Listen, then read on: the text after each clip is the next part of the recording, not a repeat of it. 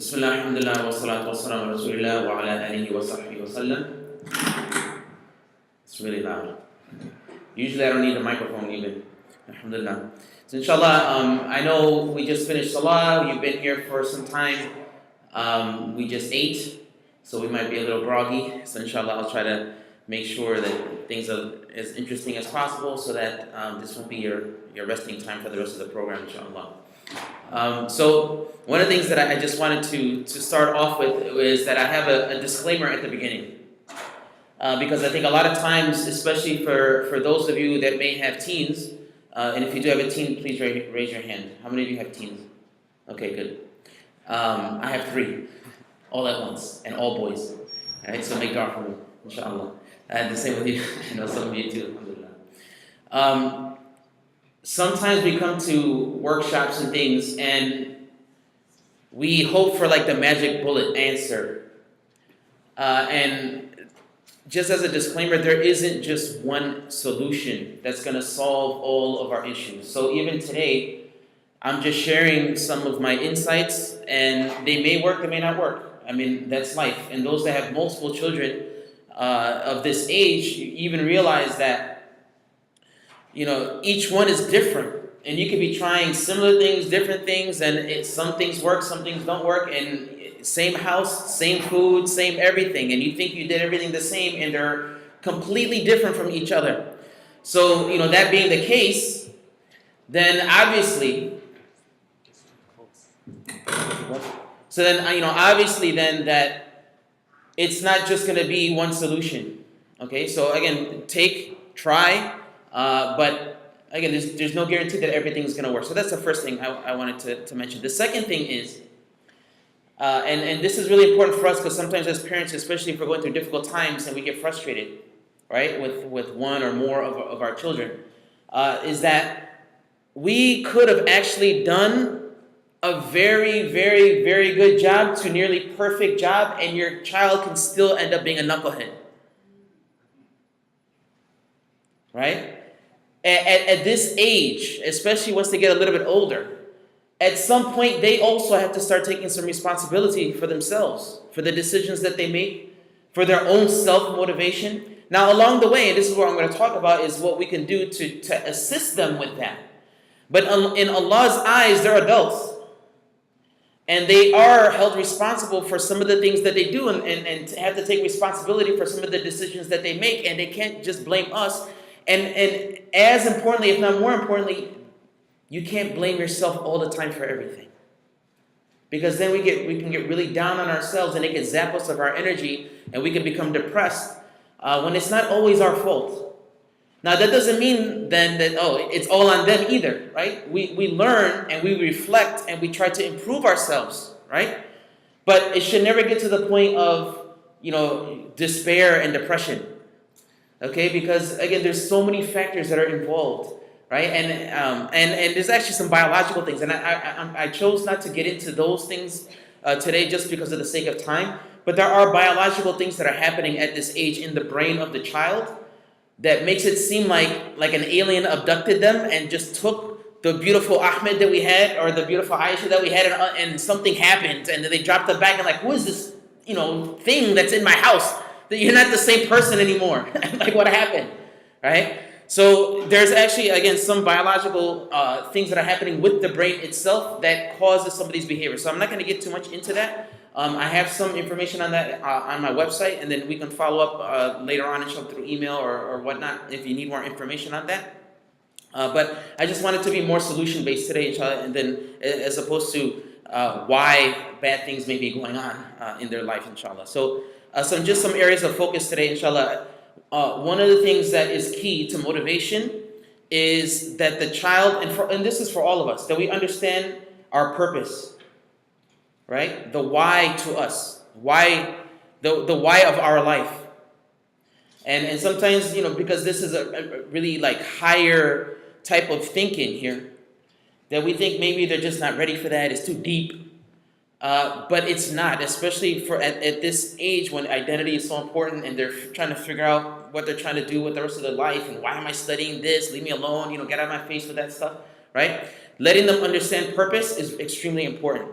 And for all of us as Muslims, this is something really important for us. Secondly, I'll go over just briefly the sevens of that Ali radiallahu anhu, he gave some advice and just my take on some of those advices, inshallah, because I know many of us have heard his recommendations, but I just want to give my take on that, inshallah. And then once they have purpose, how to utilize that purpose to motivate.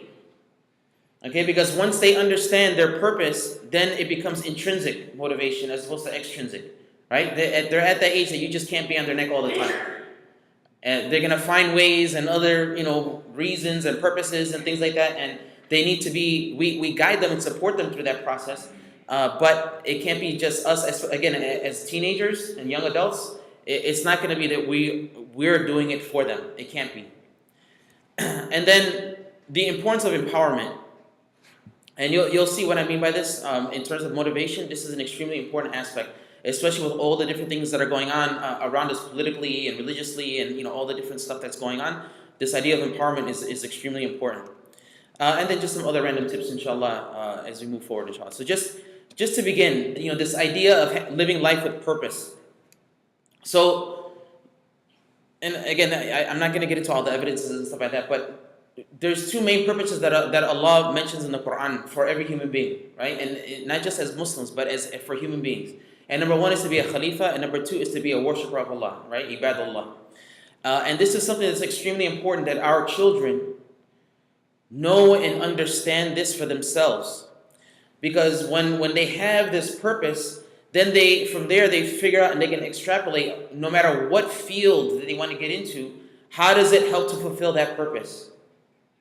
And it takes it beyond the purpose of schooling, right? Because that's what we're here for, about homeschooling and education. It takes it beyond the idea of just getting a job and making money and taking care of your family. Because there's many ways to do that. And some of them are not halal. But some of those ways get you a lot more money and a lot faster and a lot easier, right? But if they don't connect it to their purpose and understand their grander purpose, then it becomes harder to convince them to stay on the right path when it comes to those certain aspects. So again, and just as Allah mentions, we know most of this stuff, that He did not create the jinn and mankind except to worship Me. And this idea of worship beyond just the ritualistic aspects of worship, right? That's key and important, and this is our connection to Allah subhanahu wa ta'ala. But in addition to that any aspect of what they do, any career path that they choose, if they find a way to connect that with this idea of pleasing Allah and serving human beings, serving their fellow human, that could be an act of worship that is rewarded by Allah subhanahu wa ta'ala.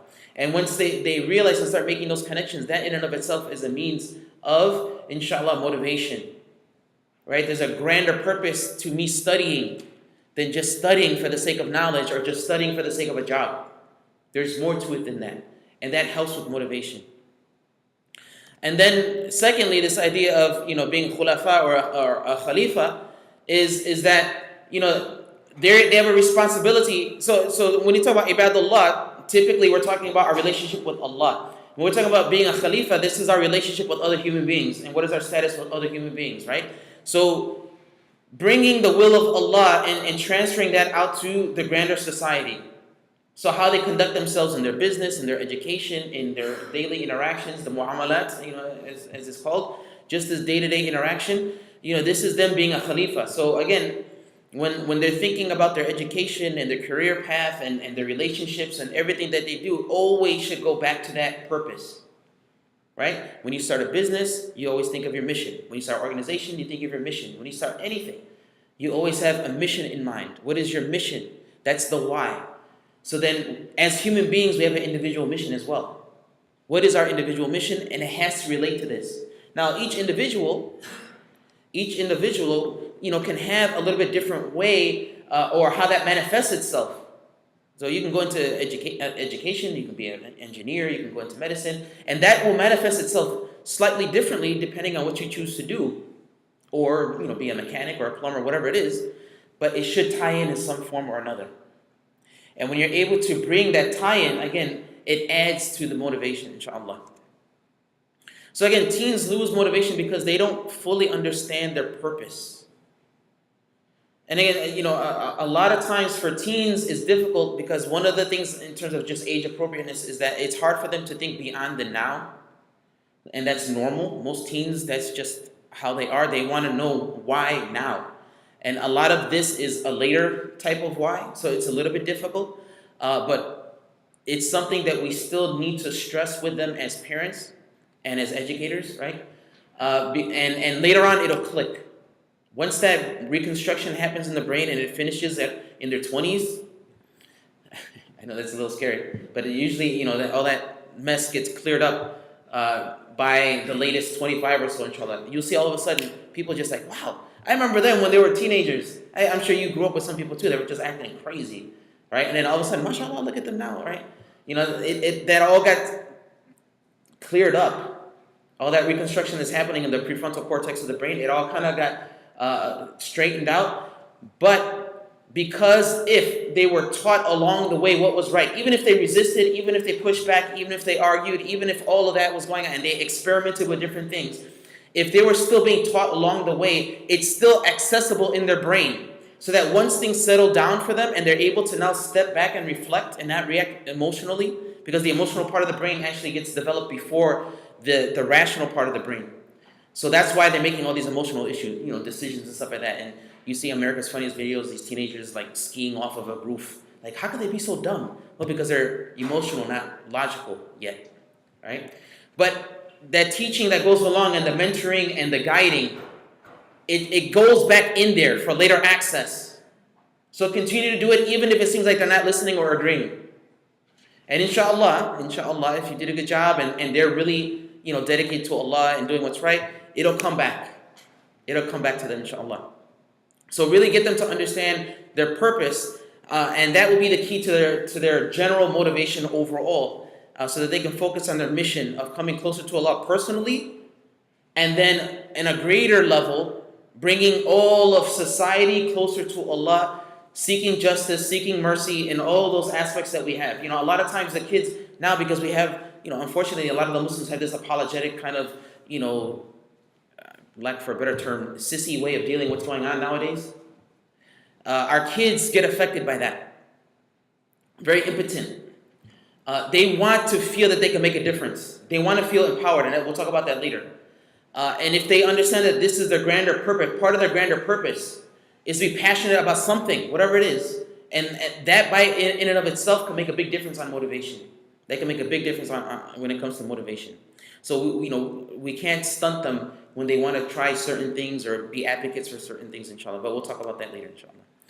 So just very, very, very quickly, because some of you may, oh man, it's too late. I already passed this stage of their life. But I just want to, in case you have younger kids too, and and reflect, and you can share this with other people that maybe have younger children as well. So Ali, radiallahu anhu, he's reported to have said that the first 7 years of their life, play with them. This is the play stage, to play with them. The next 7, discipline them, and then the 7 after that, befriend them, and then let them go free. So you're talking about 7, right? From baby to 7, from 7 to like 14, and then from 14, 15 until 21. So you can see the stages there. And when he mentions this, it doesn't mean like, okay, so the first 7 years I never disciplined them. No. But the primary focus during these stages are these things, right? So for me, when I'm defining play, and there's a whole aspect educationally about the importance of play, just free play. Okay, and actually, my next session with the kids, I'm going to talk to them about the importance of free play and getting off of the computers and electronics and stuff like that. They need to play. Just go and play. And nowadays sometimes kids, because they've been so dictated to it, not as much with homeschoolers, but especially in school, they're told what to do, even when it's playtime. Go play. What should I do? What do you mean, what should I do? Go play. You're like, I'm giving you full freedom to do whatever you want. You're like, well, what? What should I do? They're always used to being dictated to what to do. And this actually hurts their creativity, critical thinking skills, all that, social development, all that kind of stuff. But beyond the play in the literal sense, to me, the idea of play also is you're developing a relationship with your child. Right? You want them to grow in love with them, the compassion, empathy. This is, you're playing with them, and part of the purpose of the play, besides the educational aspects, is the relationship building. So taking time out to play with your children, developing their heart, right? And this play also, when you're nurturing their hearts in this way at this age, when they're young, you also want to be connecting them with Allah subhanahu wa ta'ala as well, so that they're growing in their love towards Allah as well, right, as their creator, right? So they're, at this stage, they're developing their relationship with Allah and their relationship with you as a parent. And that is the foundation for them, so that when they get older, and now you got to start disciplining and start being a little tougher about certain things, they know you're doing it with love. They know you're doing it out of compassion. They know you're doing it, out of concern for them and their relationship with Allah and their status in the hereafter. You've established that foundation with them, right? So when you get to the second stage, this discipline stage, you're talking about teaching them. This is the tarbiyah aspect, and ta'deeb, their adab and their akhlaq and these type of things, right? So learning respect, self-control, self-discipline, right? You're developing their character. So you still continue the relationship building. So it doesn't mean like, now I'm not going to play with you ever again, right? The play is different, but there's times that they have to understand that, look, this is serious time now. You're getting older. And I think this is one of the big mistakes that we see societally, is that they try to delay this stage to much later, and delay this idea of you being an adult to much later. When Allah, at puberty, you're an adult. In Allah's eyes, you're an adult, so you need to start treating them in that way and give them more responsibility and things like that. And that'll come also with the next stage. But the key to this discipline also is that you make the discipline about Allah, not about you. So if we did a good job of establishing the relationship with Allah at the younger stage, they know who Allah is, His names and His attributes, that Allah gave us and blessed us with all these gifts of our sight and our hearing and our health and all these things, right? And they have that good understanding and love in their heart. And so that disciplining of salah, the disciplining of their behavior and their character, you link it back to Allah. Because what happens is, they may get mad at you. And if you just say, because I said so, like, okay, forget you. At that moment, they don't care about you. They love you, but they don't care. That's why they're being disrespectful. So, and sometimes it's hard for us because our ego, and I'm talking about myself too, like our ego gets in the way. And like, you're listening to me because I said so, right? And they should. I'm not saying they shouldn't do that. Because you said so, yes, they should listen. But at the same time, always bring it back to Allah also. Is this something that's pleasing to Allah? You think this is, so that it takes it off of you and the personal aspect of things. And they get to start realizing that no matter what they do, whether they're with you or not with you, whether you know about what's going on or that you don't know what's going on, that they know Allah is still watching. And that's what's most important. And if I choose anything that I do, that my choice is guided by pleasing Allah, by default, you're going to be happy with me as a parent. Right? That's the key. That no matter what, if my guiding principle is pleasing Allah, then you will be pleased with me by default.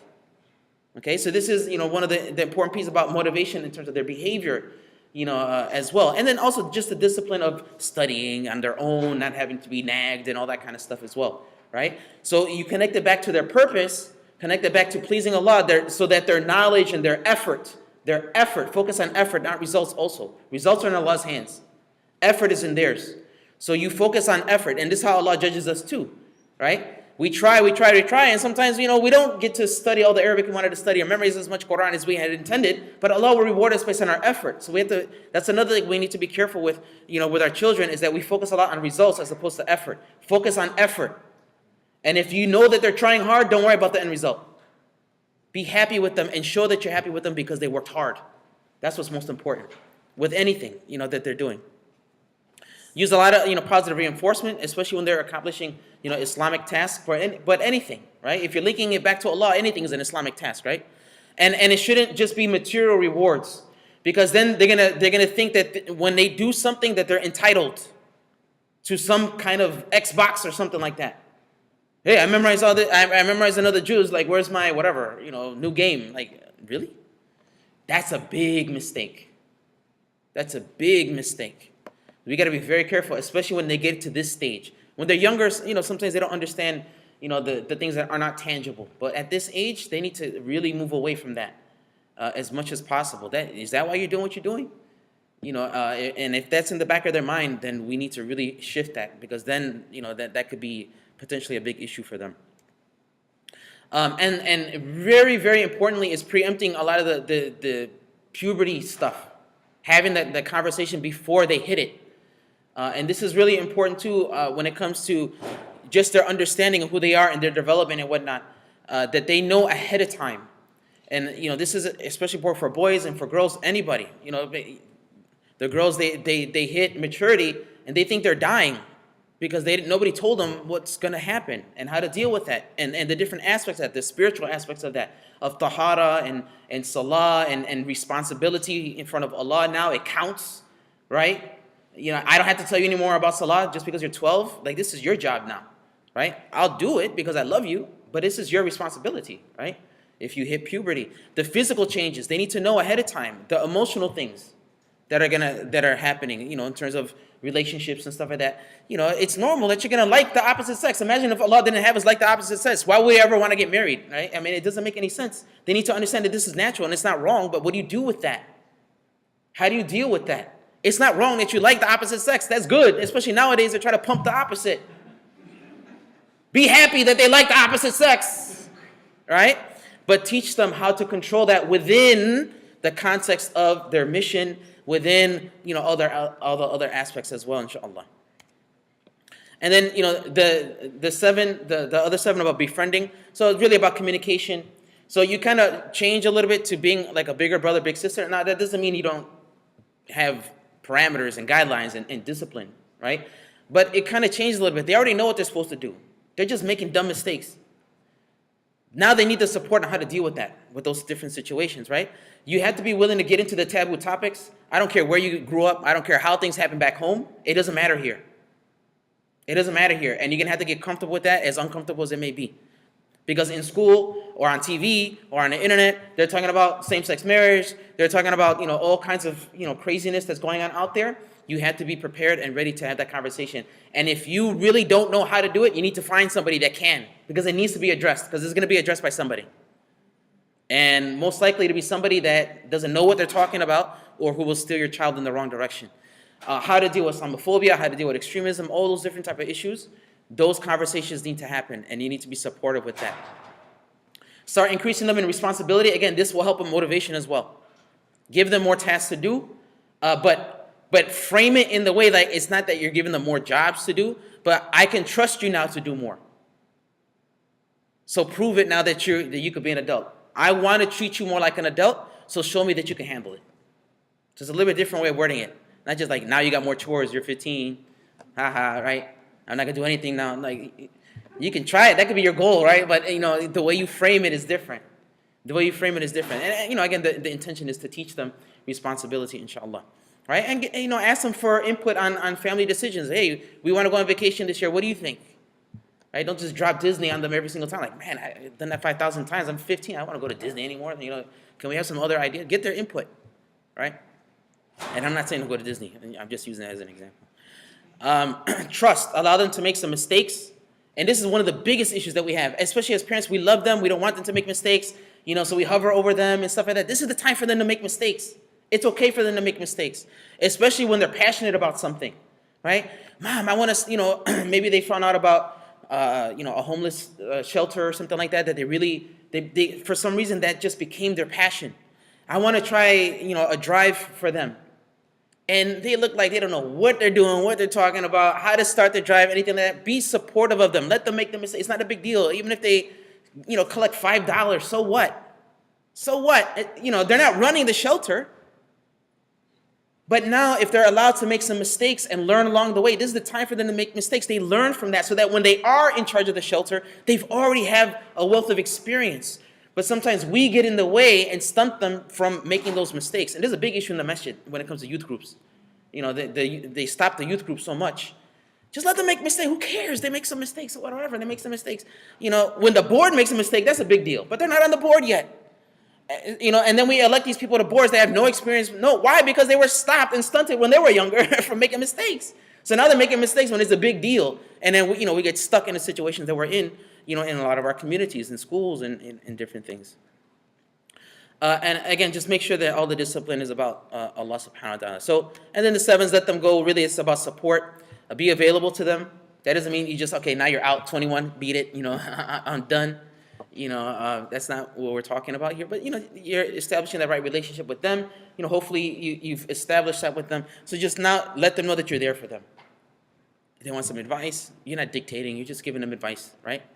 And understand that even perfect parenting allows for some imperfect children. I mean, that happens, all right? Don't get too down on yourself. And everyone's going to face some type of challenge. Everybody. I don't care what you, like, I had almost no internet, no nothing in my house, and still stuff happened. I don't know how it happened. That's just the life that we live in. We're in a difficult situation. Something's going to happen. The way I dealt with it, because I've been a youth leader and things like that in different communities and worked at schools and dealt with teenagers and at-risk youth and all kinds of stuff. When I was faced with a particular challenge with one of my sons, I had to just step back and say, you know what? If he wasn't my son, how would I deal with him? Because he's my son and I want to break his neck. But I know if I do that, it's going to be a bigger issue. So what were the strategies that I've learned and used along the way with other kids who've done similar stuff to help them? How can I utilize that? With parameters, though, because, again, you're still in charge, So we sometimes we have to step back. It's hard. It's really, really hard because it's your child. Like, anybody else's kid can make that mistake, not mine, But it happens, right? It happens. So we just need to be careful. So the key is, do we teach our children how to respond appropriately to these challenges? They're going to face stuff. We face stuff. Allah challenges us with stuff. He said He's going to do that. The key is, how do we deal with that? How do we respond to that challenge? And that's what we have to entrust and tell them too, is that we know you're going to make mistakes. How do you deal with that? How do you deal with that? And we help them along the way with how they deal with those particular mistakes, inshallah. So, again, linking back to their purpose. So, one of the big things, especially here, when they go to high school or college or whatever it is, they're going to be confronted with this. This question, why are you even a Muslim? Why would you be a Muslim? Somebody's going to ask them that. Why would you be a Muslim and have to wear that? Why would you be a Muslim and have to pray 5 times a day? Why would you be a Muslim and have to deal with all those rules, not have girlfriends and boyfriends and stuff like that? Why would you be a Muslim?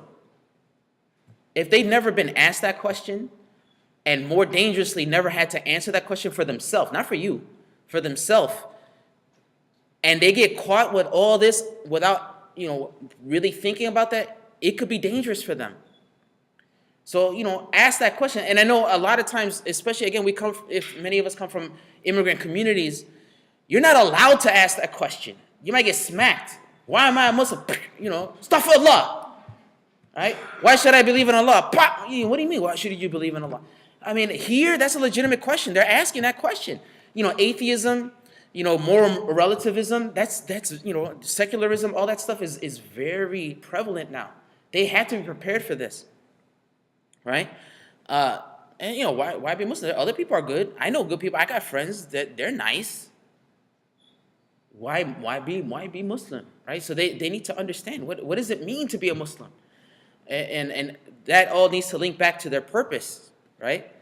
And then what's the point of school? What's the point of education? What's the point of college? I'm gonna end up in debt. I'm gonna end up 4 more years. Like they can't see that far down the line. Like, why?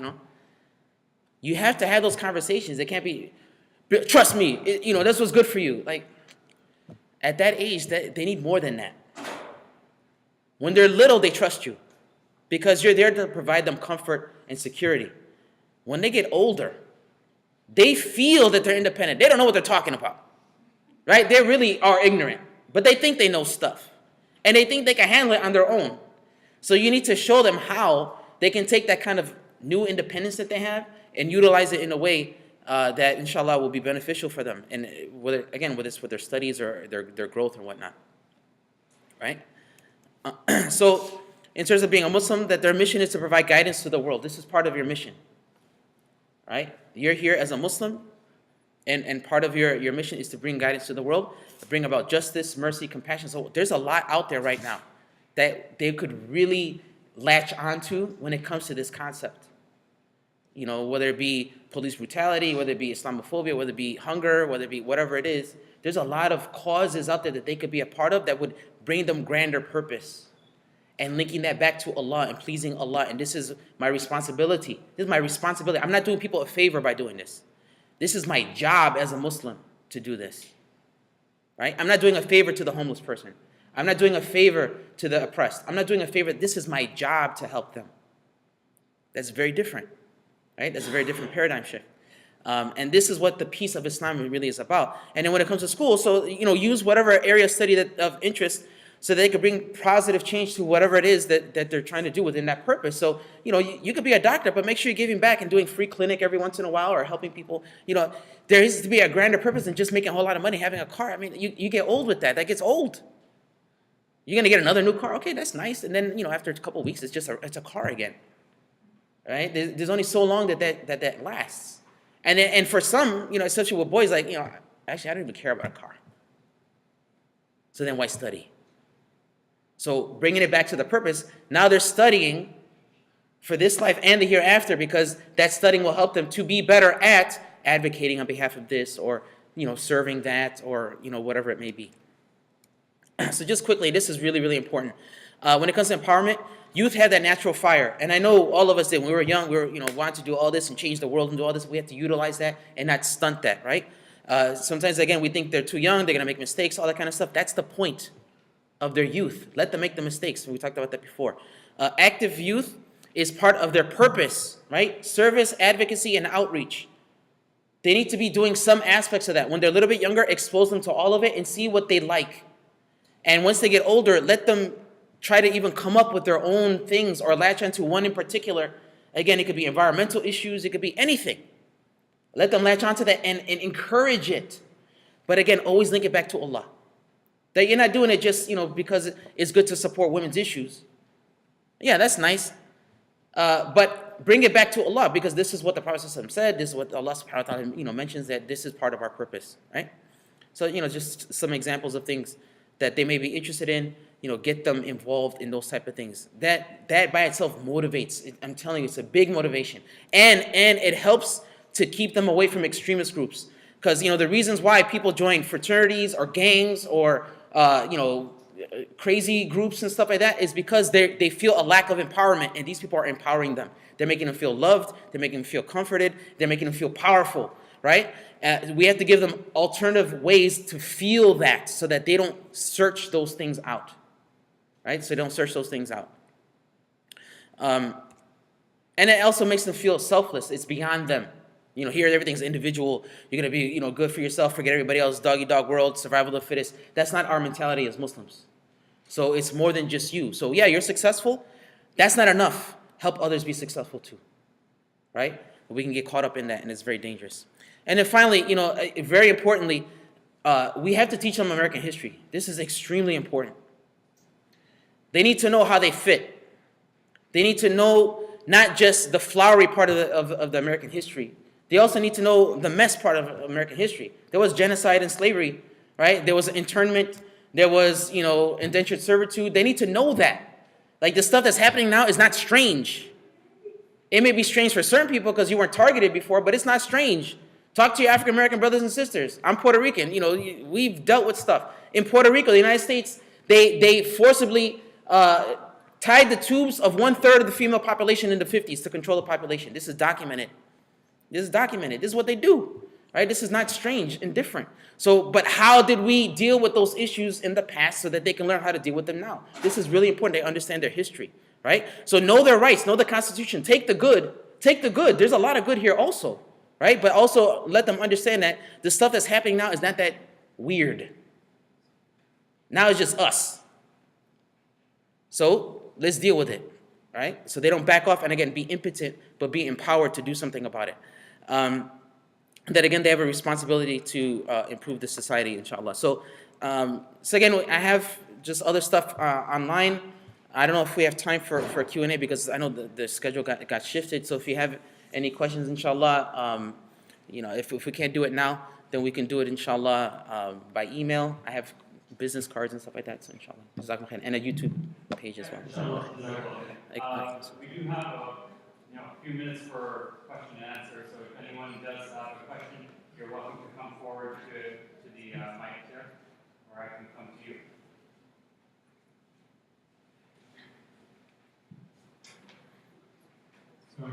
Alaikum salam. So how do you initiate the conversation puberty, childhood puberty? How do you initiate Okay, so that kind of conversation? this is one of the hard things. So you got to make it seem like it's like a rite of passage, right? So I told my sons, I said, look, soon you're gonna have the man talk because you're gonna be a man soon. Especially for the boys, they like that. Be a man. I have a special man talk. And honestly, when I did it with my oldest and the other two didn't really know what was going on. But when I did it with the second one, my youngest one's like, I want to be in the man talk. Nope, you're not ready yet. Come on, I want to be in the man talk. They wanted to come and have the discussion because now they felt like they were taking that next level. Now, I don't know the best way for the girl. I have 3 older boys. I don't know how you can frame that and word it in a way that would be, appropriate for the girls. But I'm sure, they want to be considered a woman, right? And that's something that will be important to them. So for me, it's like, hey, guys, we're going to have the man talk. And you have that talk, and the talk changes over the years too, and you add more as you go along. You're not telling them everything right away because you got to make it age appropriate, right? But just say, hey, this is what you can anticipate. Physically, you're going to be going through these changes. It's not weird. It's not strange. It's not bad, right? Emotionally, when you were little, you saw that on TV, you did this. Now you be doing this, right? That's normal. But you got to lower your gaze.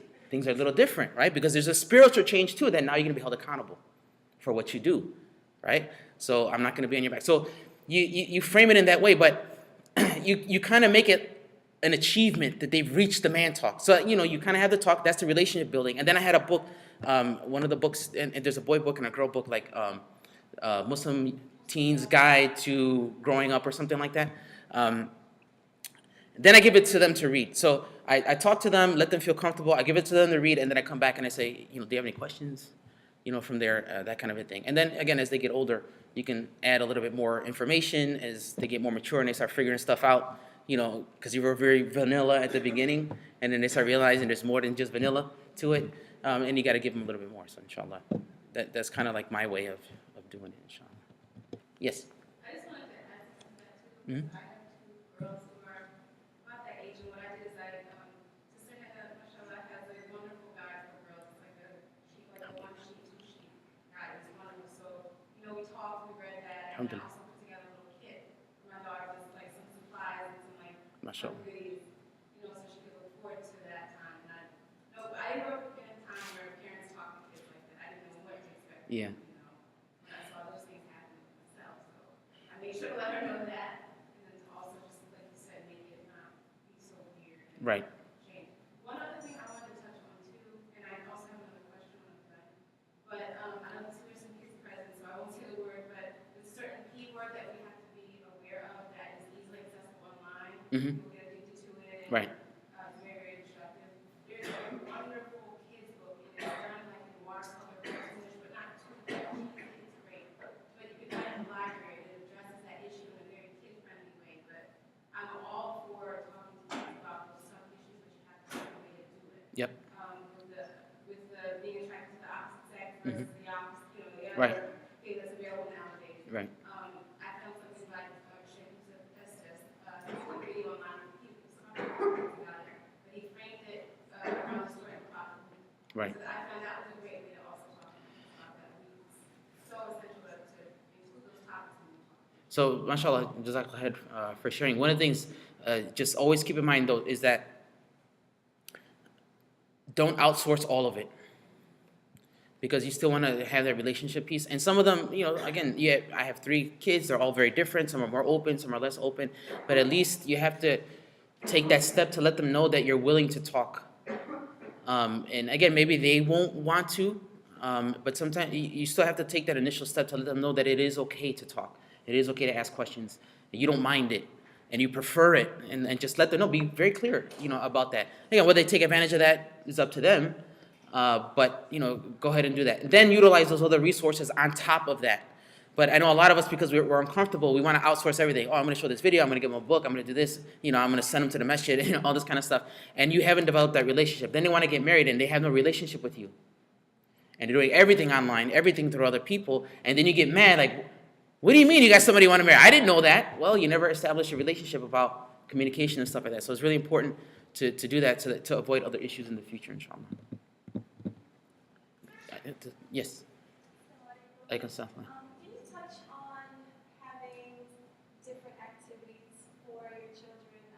We have 5, and we've noticed over the years that it's healthier for them to not do everything together. Yeah. In school, or most of their entire lives are 15 years, and Yep. what I'm noticing is that, I'm becoming more of a facilitator instead of the homeschooling mother. And for any brothers, I'm looking for mentors for my boys. I don't believe that we can give them everything.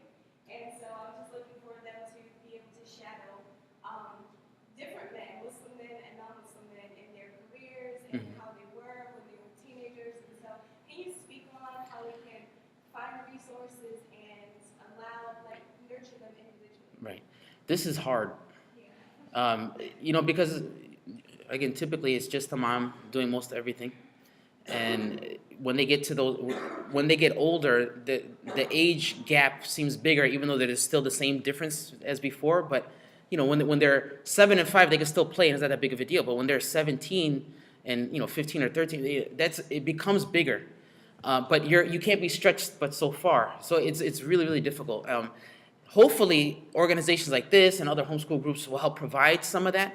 I don't know in terms of resource. One of the big things I think is missing across the board, Muslim, not Muslim, is this idea of apprenticeships. And anybody who has businesses or medical clinics or anything, please open your door for teens to come in and work with you. It's really important. They get some on-the-job experience. They have a mentor that's not their parent. They're tired of you, and you're tired of them. Honestly, you've been with them all those years. They're driving you crazy. You're driving them crazy. They had enough already, right? That's just how it is. And they want to hear. They can hear the same exact words from another person. They're like, oh my gosh, thank you, right? And with you, they're fighting you. They're fighting. I know it probably happened over here.